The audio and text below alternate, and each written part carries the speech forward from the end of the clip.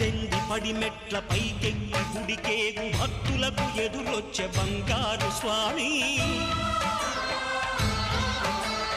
ఇరుముడులు స్పృశించి శుభమనుచు దీవించి జన బృందముల చేరే జగమేలు స్వామి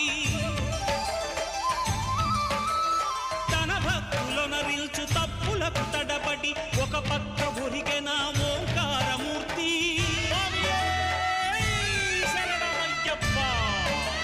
స్వాములందరూ తనకు సాయము కాగా ధీమంతుడై లేచే ఆ కన్య స్వామి